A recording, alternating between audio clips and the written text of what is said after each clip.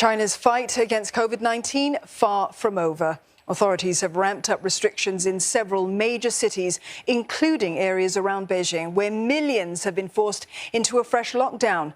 Two districts in the southern tech hub of Shenzhen are under a partial lockdown, and several businesses have been shut. All this ahead of the ruling Communist Party's once every 5 years Congress.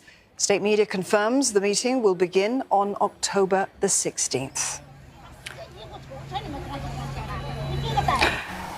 Lo Min joins us live now from Shanghai for more on this. Min, rolling lockdowns, they now seem to be the norm in China. Tell us about this latest round of curbs. The latest outbreak we're seeing is in the southern tech hub of Shenzhen, which is locking down dozens of neighborhoods. And we're looking at familiar scenes we've seen here in Shanghai being replicated in Shenzhen.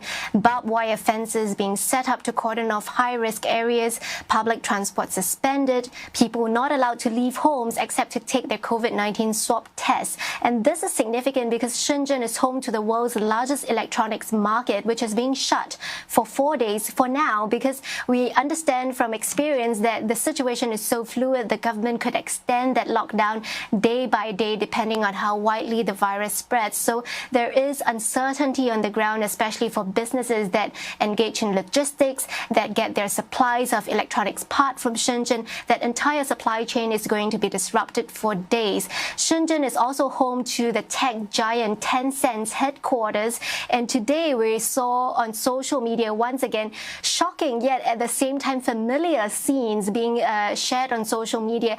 Crowds of employees running out of their office as an office-wide lockdown was announced after one case was detected in the building. And aside from Shenzhen, we're looking at nearly 4 million people in northern Hebei province, which surrounds the capital Beijing, being asked to stay home until the end of the week. And the worst affected areas are Sichuan and Tibet, which has over 500 cases each. And this is the broadest outbreak in China so far, with all of its 31 provinces having at least one case each.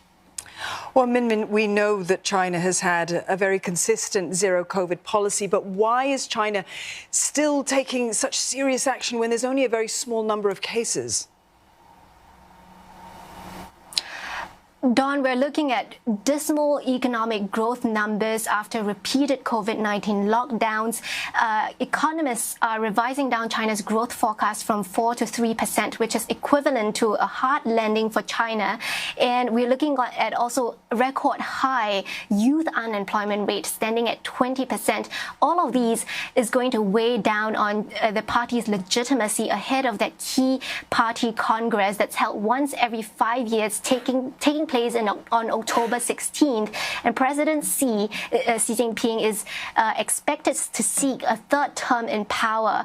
And so a lot is at stake for the party after Beijing has trumpeted the success of its dynamic zero-COVID strategy. Experts say it's difficult for the party to walk back that strategy now after Chinese state media has repeatedly criticized, for example, U.S. strategy, which has caused hundreds of thousands of COVID-19 deaths. China has defended its own policy, saying that it only led to very few deaths, and that's achieved only by nipping the virus in the bud. Dawn.